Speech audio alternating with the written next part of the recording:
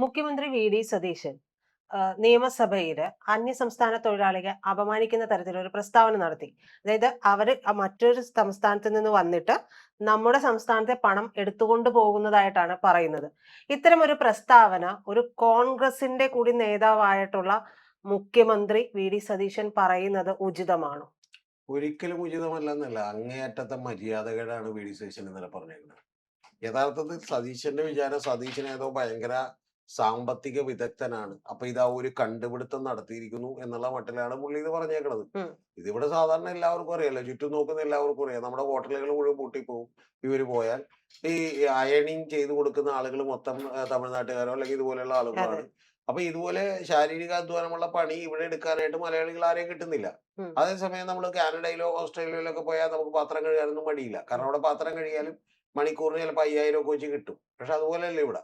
അപ്പൊ അതുകൊണ്ട് അതിന് കുഴപ്പമില്ല. സതീശൻ ഈ പറഞ്ഞതിന്റെ ഏറ്റവും വലിയ അപകടം എന്താണെന്നറിയാമോ? സതീശൻ കേരളത്തിൽ ഇപ്പൊ ശ്രമിച്ചുകൊണ്ടിരിക്കുന്ന ഒരു കാര്യം, കേരള മുഖ്യമന്ത്രി ദൗർഭാഗ്യവശാൽ ശ്രമിച്ചുകൊണ്ടിരിക്കുന്നത് BJP അജണ്ട പറയിച്ചുകൊണ്ടിരിക്കുകയാണ് അദ്ദേഹം.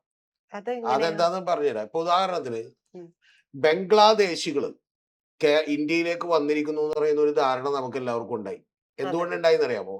ബംഗ്ലാദേശികളുടെ ആളുകൾ ആരെങ്കിലും ഒക്കെ നടന്ന 1-2 അതിക്രമങ്ങൾ, കൊലപാതകങ്ങൾ, ഇതൊക്കെ വലിയ വാർത്തകളായി ഇന്ത്യയുടെ മുമ്പിലേക്ക് വന്നു. കാരണം ഇത് മനഃപൂർവ്വം വരുന്നതാണ്, ഒരു അജണ്ട സെറ്റ് ചെയ്യുന്നതാണ്. അതുകൊണ്ട് എന്താ, ഈ കഴിഞ്ഞ തവണ വെസ്റ്റ് ബംഗാളില് സുവേന്ദു അധികാരി അധികാരത്തിലേക്ക് വന്നതിന് ശേഷം അദ്ദേഹം പറഞ്ഞൊരു കണ്ണിച്ചോരയില്ലാത്ത വാചകമുണ്ട്. കേൾക്കുമ്പോൾ നമുക്ക് ഭയങ്കര ശരിയാണെന്നൊക്കെ തോന്നാം. ആ വാചകം എന്ന് പറഞ്ഞാൽ ഓടിക്കോ അല്ലെങ്കിൽ ഞങ്ങൾ പിടിച്ച് ജയിലിലിടുമെന്ന്. ആരോടാന്നറിയാമോ? ലക്ഷക്കണക്കിന് ബംഗ്ലാദേശിൽ നിന്ന് ഇങ്ങോട്ട് കുടിയേറിയവരാണ്. അവർ ഇല്ലീഗൽ മൈഗ്രൻസ് ആണ്, ശരി തന്നെ. പക്ഷെ പ്രധാനപ്പെട്ടവരും എല്ലായിടത്തും മനുഷ്യരാണല്ലോ, ഇല്ലേ? ഇപ്പൊ പാകിസ്ഥാനിലാണെങ്കിലും ഇന്ത്യയിലാണെങ്കിലും അപ്പുറത്താണെങ്കിലും ഒക്കെ ആകെ 70 വയസ്സ് 75 വയസ്സ് വരെ ജീവിച്ച് മരിച്ചു പോകാൻ പറ്റുന്ന മനുഷ്യരാണ്. അപ്പൊ അത്തരത്തിൽ അപകടകരമായിട്ടുള്ള ഒരു കാര്യം നമ്മൾ എന്ത് ചെയ്യരുത്, ഒരു മനുഷ്യത്വമില്ലാത്ത രീതിയിൽ പെരുമാറരുത്. ഒന്ന്. ഇനി രണ്ടാമത്തെ കാര്യം എന്താ, യഥാർത്ഥത്തിൽ ഇത് കേരളത്തിൽ നിന്നുകൊണ്ട് ഒരിക്കലും വി.ഡി. സതീശൻ പറയരുത്. അതിന്റെ കാര്യം ഞാൻ പറയാം. കാരണം നമ്മുടെ നാട്ടിലുള്ള ഏതാണ്ട് 25 ലക്ഷത്തോളം, 21 ലക്ഷത്തിനും 34 ലക്ഷത്തിനും ഇടയിലുള്ള ആളുകൾ ഗൾഫിലും അതുപോലെ മറ്റു വിദേശ രാജ്യങ്ങളിലൊക്കെ ജോലി ചെയ്യുന്നവരാണ് കേരളത്തിൽ നിന്നുള്ള ആളുകൾ. അപ്പൊ അവിടെയുള്ള ആളുകളൊക്കെ പറയണേ അവന്മാര് വന്നിട്ട് നമ്മുടെ പണം കൊണ്ടുപോകുന്നു എന്ന് പറഞ്ഞാൽ നമ്മൾ എന്ത് ചെയ്യും? എന്ത് ചെയ്യും? അതുകൊണ്ട് ഞാൻ പറയണത് ഒരു കോൺഗ്രസ് നേതാവ് പോലുമല്ല, ഒരു മലയാളിയായ ഒരാൾ പോലും പറയാൻ പാടില്ല, ഒരു ഇന്ത്യക്കാരനും പറയാൻ പാടില്ല. അതിന്റെ കാര്യം എന്താ അറിയുമോ? ഇന്ത്യയിൽ നിന്ന് 3.5 കോടി ആളുകളുണ്ട്. 55 ലക്ഷം പേരുണ്ട് USA തന്നെ. അവരൊക്കെ ഈ പ്രശ്നം നേരിട്ടുകൊണ്ടിരിക്കുകയാണ് ഇപ്പോൾ. ഏത് ഒരു വലതുപക്ഷ അജണ്ടയുടെ ഭാഗമായി ഒരു തീവ്ര ദേശീയതയും അതുപോലെ തന്നെ പുറത്തുനിന്ന് വന്നവനെയൊക്കെ അടിച്ച് പുറത്താക്കണമെന്ന് പറയുന്ന ചിന്തകൾക്കൊക്കെ ലോകം മുഴുവൻ പ്രാമുഖ്യം കിട്ടിക്കൊണ്ടിരിക്കുകയാണ്. അതേ പ്രാമുഖ്യം കിട്ടുന്ന പണി തന്നെയാണ് ഇന്ത്യയിൽ നടന്നിട്ടുള്ളത്. അത് തന്നെയാണല്ലോ പണ്ട് ബാൽ താക്കറെ പറഞ്ഞിട്ടുള്ളത്, മുംബൈക്കാരന് മാത്രം എന്ന് പറയുന്ന ഒരു വാദകം. അതിന്റെ ചെറിയ പോർഷനാണ് ഇവിടെ ആര് പറഞ്ഞേക്കുന്നത്? പറഞ്ഞേക്കണം. അതായത് മദ്രാശികളെയൊക്കെ അടിച്ചോടിക്കണം എന്ന് പറയുന്ന ഒരു പ്രക്ഷോഭം ഇതൊക്കെ ഓർമ്മ ഉണ്ടാവും. ഏത് ബാൽ താക്കറെ പറഞ്ഞ. അങ്ങനെയാണ് ബാൽ താക്കറയുടെ ശക്തിപ്പെട്ടത്. ഇത്തരത്തിലുള്ള ഒരു ഐഡിയോളജി ഇവിടെ കേരളത്തിൽ നിന്ന് ഇത് പറയുമ്പോൾ ഇത് ആരെ സഹായിക്കും? ഇത് BJPയുടെ അതേ ഐഡിയോളജിയാണ്. ഇതാണ് സുവേന്ദു അധികാരി പറഞ്ഞുകൊണ്ടിരിക്കുന്നത്. ഇതാണ് യഥാർത്ഥത്തിൽ ഈ പറയുന്ന ആസാമിലെ മുഖ്യമന്ത്രി ഹിമന്ത വിശ്വ ശർമ്മ പറഞ്ഞുകൊണ്ടിരിക്കുന്നത്. ഇനി ഇതിന്റെ പ്രശ്നം എന്താണെന്നറിയോ? അടുത്തത്, ഇപ്പൊ ഞാൻ ഇവിടെ നിന്ന് അങ്ങോട്ട് പോകുമ്പോഴത്തേക്ക് ഒരു ഫ്രൂട്ട്സ് ഗാർഡനിൽ നിന്ന് ഫ്രൂട്ട്സ് മേടിക്കാറുണ്ട് മിക്കപ്പോഴും. അവിടെ അവൻ ആസാമിൽ നിന്ന് വന്നേക്കണവനാണ്. പക്ഷെ ഈ ആസാമിൽ നിന്ന്, ബംഗാളിൽ നിന്ന്, അതുപോലെ മറ്റു പ്രദേശങ്ങളിൽ നിന്നൊക്കെ വന്നേക്കണ മഹാഭൂരിപക്ഷം പേരും ആരാണെന്ന് അറിയാമോ? അവര് പലപ്പോഴും മുസ്ലിം സമുദായങ്ങൾ കൂടിയാണ്. അവിടെയൊന്നും ജീവിക്കാൻ നിവൃത്തിയില്ലാതെ അവൻ ഇവിടെ വന്ന് പണിയെടുത്ത് കഷ്ടപ്പെട്ട് വേർപ്പൊഴുക്കി പണിയെടുത്തിട്ടാണ് മുഖ്യമന്ത്രി സതീശ അവൻ ഇവിടെ നിന്ന് പണം എന്ത് ചെയ്യുന്നത്, അയക്കുന്നത്. അതിനെന്താ തെറ്റുള്ളത്? ഇന്ത്യ രാജ്യത്ത് എവിടെയും ചെന്ന് ആളുകൾ പണം ഒഴിച്ച് അയക്കുന്നില്ലേ? കേരളത്തിന്റെ NSDP എന്ന് പറയുന്ന ടോട്ടൽ ഈ പറയുന്ന പോലെ സ്റ്റേറ്റ് GDPയുടെ 23% നമുക്ക് ഇതുപോലെ പുറത്തുനിന്ന് കിട്ടുന്ന റെമിറ്റൻസ് ആണ്. ഏതാണ്ട് 2,16,000 കോടി രൂപ വരും പ്രതിവർഷം. അപ്പൊ ഇത്തരത്തിലുള്ള ഒരു റെമിറ്റൻസ് കിട്ടുന്ന, നമ്മുടെ ബഡ്ജറ്റ് ആകെ ഇത്ര ഉള്ളൂ എന്ന് ആലോചിക്കുന്നുണ്ട്. എന്ന് പറഞ്ഞാൽ ഒരു മാസത്തെ ബഡ്ജറ്റിനുള്ള പണം അവരാണ് അയച്ചു തന്നെ. അപ്പൊ അങ്ങനെ അയച്ചു കിട്ടുന്ന ഒരു സ്റ്റേറ്റിൽ നിന്നുകൊണ്ട് അങ്ങനെ 3.5 ലക്ഷത്തോളം 3,45,00,000 പ്രവാസികളുള്ള ഒരു ഇന്ത്യ രാജ്യത്ത് നിന്നുകൊണ്ട് ഒരു മുഖ്യമന്ത്രിയും ഇതുപോലെ പറയാൻ പാടില്ല. ഒരു പ്രാദേശിക വാദം അവതരിപ്പിക്കുന്നതാണ് ഇൻഡയറക്റ്റായി. ഇത് ആരെ സഹായിക്കും? ഇത് യഥാർത്ഥത്തിൽ BJPയുടെ പൊളിറ്റിക്സ് ആണ്.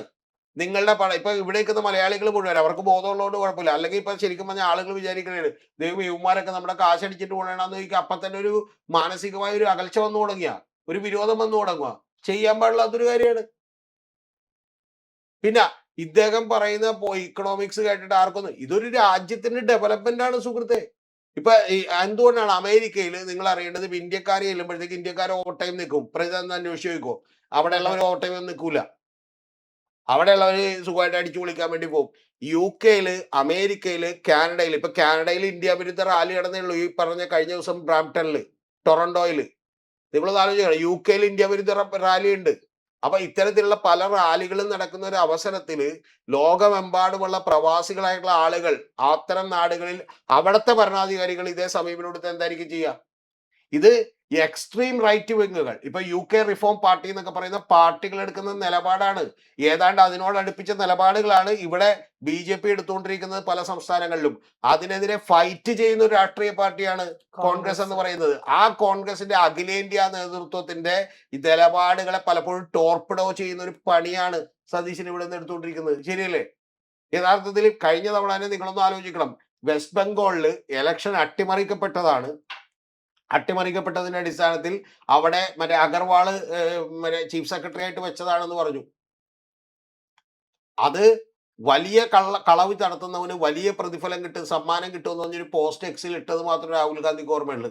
ആ പോരാട്ടം മുന്നോട്ടെടുക്കാൻ പറ്റിയില്ല. കാരണം എന്താണെന്നറിയാമോ?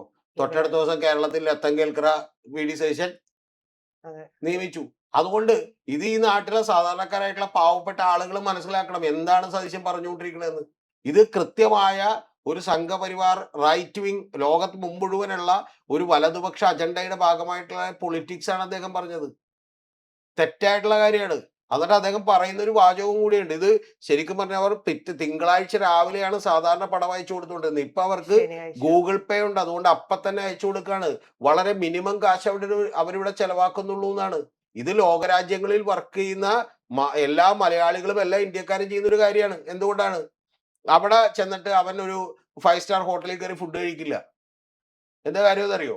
ആ 5 സ്റ്റാർ ഹോട്ടലിൽ കയറിയ 10,000 രൂപ ഫുഡിനാവുമെന്ന് പറഞ്ഞാൽ ആരെങ്കിലും കഴിക്കുമോ പറയുന്നത്? കാരണം ഇവിടുത്തെ പ്രൈസ് ആയിട്ട് നമ്മൾ കാൽക്കുലേറ്റ് ചെയ്യും 10,000 രൂപ. അപ്പൊ അവൻ സാധാരണ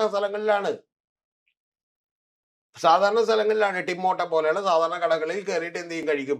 അല്ലെങ്കിൽ ഇപ്പൊ അമേരിക്കയിൽ ഈ പറഞ്ഞ KFC അതുപോലെയുള്ള സാധനങ്ങളൊക്കെ എന്ന് പറഞ്ഞാൽ സത്യത്തിൽ അവിടെ കുറച്ചുകൂടി ചീപ്പാണ്. അപ്പൊ അത്തരം സ്ഥലങ്ങളിൽ കയറി അവൻ ഫുഡ് കഴിക്കും, അല്ലെങ്കിൽ ഒരു ബർഗറോ ഒരു പിസോ ഒക്കെ മേടിച്ച് കഴിക്കും. അല്ലാതെ അവനൊരിക്കലും ഒരു 7 കോഴ്സ് മീലൊന്നും മേടിച്ച് കഴിക്കില്ല. അപ്പൊ അത് യാഥാർത്ഥ്യമായിട്ടുള്ള ഒരു കാര്യമാണ്. അങ്ങനെയുള്ള ഒരു പ്രവാസി സമൂഹമുള്ള സ്ഥലത്ത് നിന്നുകൊണ്ട് അവിടുത്തെ ഒരു കേരള മുഖ്യമന്ത്രി ഇത്തരത്തിലുള്ള ഒരു കാര്യം പറയരുത്. അത് അങ്ങേയറ്റം തെറ്റാണ്. പക്ഷെ ഇതിനെ ഒരു എതിര് പറയാനായിട്ട് UDFിന്റെ ഉള്ളിൽ നിന്ന് പോലും ഒരു ശബ്ദമില്ല. അല്ല, UDFിനുള്ളിൽ ഒരു ശബ്ദമില്ല. കാരണം മുസ്ലിം ലീഗ് മയങ്ങിക്കിടക്കാണ്. സർ, അവര് ഇത് മറ്റേ നമുക്ക് ഇതിനു മുമ്പ് തന്നെ ചെറിയൊരു മയക്കുവടി കിട്ടിയപ്പോൾ അവര് മയങ്ങിക്കിടക്കണേ. അതുകൊണ്ട് ആ കാര്യം നമ്മൾ ചർച്ചയ്ക്ക് എടുത്തിട്ടേ അല്ല. UDFിനകത്ത് നിന്നല്ല, കോൺഗ്രസിനകത്ത് നിന്ന് ഇതിനെതിരെ ശബ്ദം ഉയരണ്ടാണ്. അവർക്ക് പിന്നെ ഇതൊന്നും ശ്രദ്ധിക്കാൻ നേരമില്ലല്ലോ. ഇപ്പൊ എന്തെങ്കിലും കിട്ടുന്ന സംഗതി ബണ്ണോ ബിസ്ക്കറ്റോ ഒക്കെ മേടിച്ച് കഴിക്കുക. കാരണം ഇപ്പോഴാണൊന്നും അധികാരത്തിൽ വന്നത്. 10 കൊല്ലം ഉറങ്ങി കിടക്കണായിരുന്നു. അപ്പൊ അതൊക്കെ പ്രതിപക്ഷം മേടിച്ച് കഴിക്കും. ഇതിനെതിരെ എന്തെങ്കിലും പ്രതിപക്ഷം ശക്തമായി നിലപാടെടുത്തിട്ടുണ്ട്. ഇത് തെറ്റാണെന്ന് പറഞ്ഞിട്ടുണ്ട്. ഇതിൽ ഖേദം പ്രകടിപ്പിക്കണമെന്ന് പറഞ്ഞിട്ടുണ്ട്. സച്ചിദാനന്ദൻ, ഇന്നലെ കവി സച്ചിദാനന്ദൻ തന്നെ പറഞ്ഞിട്ടുണ്ട്, ഇത് വളരെ അപകടകരമായിട്ടുള്ള ഒരു സിറ്റുവേഷൻ ആണ്, ഇത്തരത്തിലുള്ള ഡയലോഗ് പറയുന്നു പറഞ്ഞിട്ടുണ്ട്. യഥാർത്ഥത്തിൽ ഇത് അറിയാതെ പറഞ്ഞാണെന്ന് വിചാരിക്കരുത്. ഇല്ല. അത് സതീശൻ 2 തരത്തിലുള്ള കാര്യങ്ങൾക്കാണ് കേരള മുഖ്യമന്ത്രിയുടെ തുടക്കമിടുന്നത്. ഒന്ന് കോർപ്പറേറ്റുകൾക്ക് വേണ്ടി, രണ്ടാമത്തത് ഒരു BJPക്ക് വേണ്ടിയുള്ള ഭരണമാണ് ഇവിടെ നടന്നുകൊണ്ടിരിക്കുന്നത്. അതിന്റെ ഭാഗമായിട്ടാണ്. ഇപ്പൊ ഇത് ഒറ്റപ്പെട്ട സംഭവമല്ല. ഗവർണർ യോഗം വിളിക്കുന്നു, പുള്ളിക്ക് കുഴപ്പമില്ല. ഗവർണർ ചാൻസലർമാരെ അപ്പോയിന്റ് ചെയ്യുന്നു, കുഴപ്പമില്ല. MG യൂണിവേഴ്സിറ്റിയുടെ സെനറ്റിലേക്ക് ആളുകൾ അപ്പോയിന്റ് ചെയ്യുന്നു, പുള്ളിക്ക് പ്രശ്നമില്ല. പുള്ളി നേരത്തെ വന്ന് ആദ്യം തന്നെ ഗവർണറെ കാണാൻ വേണ്ടി പോയപ്പോ തന്നെ ഹരിയസ് കർത്തയെ കെട്ടിപ്പിടിക്കുന്ന ഒരു രംഗമുണ്ട്. പ്രശ്നമില്ല. പക്ഷെ അതേസമയം പുള്ളി KPCCയുടെ വാർ റൂമിന്റെ ചുമതല വഹിച്ചിരുന്ന PM നിയാസിനെ കാണുന്നില്ല. ഏത് 10-25 കൊല്ലം ഈ കോൺഗ്രസിന് അധികാരത്തിൽ എത്തിക്കാൻ 10-25 ദിവസം കണ്ടിന്യൂസ്ലി തിരുവനന്തപുരത്ത് നിന്ന് വർക്ക് ചെയ്ത നിയാസിനെ കാണുന്നില്ല. പകരം ഹരിയസ് കർത്തേനെ കാണുമ്പോൾ കെട്ടിപ്പിടിക്കുന്നു. പിന്നെ ആരെ കാണാൻ വേണ്ടിയാണ് മംഗലാപുരത്ത് പോയതെന്ന് ഇപ്പോഴും അറിയില്ല. അപ്പൊ അതുകൊണ്ട് സ്വാഭാവികമായിട്ടും ഇത്തരത്തിലുള്ള നിരവധി കാര്യങ്ങൾ നമ്മുടെ മുമ്പിലുണ്ട്. അപ്പോഴാണ് ഈ പ്രസ്താവന. ഇത് അങ്ങേറ്റം ഗുരുതരമായിട്ടുള്ള പ്രസ്താവനയാണ്. കേരളത്തിൽ ഒരു പൊളിറ്റീഷ്യൻ പറയരുതെന്ന് വിചാരിക്കുന്ന പ്രസ്താവനയാണ്. ഭരണം തുടങ്ങിയതേ ഉള്ളൂ. 1.5 മാസം ആകുന്നതേ ഉള്ളൂ. ഇതിനുള്ളിൽ തന്നെ സതീശനെതിരെ ഒരു BJP പക്ഷ ആരോപണം വന്നു കഴിഞ്ഞിട്ടുണ്ട്. ഇതിനിപ്പോ മുഴുമിക്കാൻ കഴിയുമോ? അല്ല, മുഴുമിക്കലൊക്കെ എന്ന് പറഞ്ഞാൽ വലിയ ശക്തികളാണ് കൂടെ ഉള്ളത്. മനസ്സിലായ? 50 ആളൊന്നും വേണ്ട, ഒരു അദാനി മറിയിപ്പുറത്ത്. ഒരു അദാനി ഈക്വൽ ടു ഒരു 50,000 ആൾ അപ്പുറത്ത് നിൽക്കുന്നതൊക്കെ ഏതാണ്ട് ഒരുപോലെ തന്നെയാണ്. കാരണം വലിയ സോഷ്യൽ മീഡിയ ക്യാമ്പയിനുകൾ നടത്താൻ പറ്റും. വലിയ പ്രചരണം നടത്താൻ പറ്റും. അത്തരത്തിൽ നിരവധി വലിയ സാധ്യതകളുള്ള ആളുകളാണ്. പ്ലസ് പിന്നെ ഒരു പ്രോ സംഘപരിവാർ നിലപാടുകൾ കൂടി അദ്ദേഹത്തിനൊപ്പം ഉണ്ടെങ്കിൽ പിന്നെന്താ പേടിക്കാനുള്ളത്? പിന്നെ പേടിക്കാനില്ല.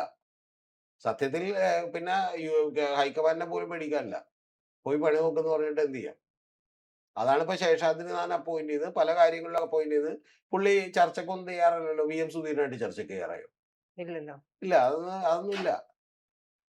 അതൊക്കെ പുള്ളി തൃണവകൽ ഗണിച്ച് മുന്നോട്ട് പോവാണ്. പക്ഷെ അതിനൊന്നും അതൊക്കെ അവരുടെ കാര്യം. അതിനൊന്നും കുഴപ്പമില്ല. ഇനി സത്യം പറഞ്ഞാൽ ഇവിടെ കുറച്ച് അഴിമതി നടത്തുമ്പോൾ പോലും ഇത്തരം പ്രശ്നമില്ല. പക്ഷെ ഈ രാഷ്ട്രീയം അത് തീർത്തും അപകടകരമാണ്. കാരണം കേരളത്തിൽ നിന്നുകൊണ്ട് നിങ്ങൾ ഇത്തരത്തിലുള്ള ഒരു വർത്തമാനം ഒരു കാരണവശാലും പറയരുത്. പറയരുത്. സതീശൻ അത് പിൻവലിക്കണം എന്നുള്ളതാണ് എനിക്ക് പറയാനുള്ളത്.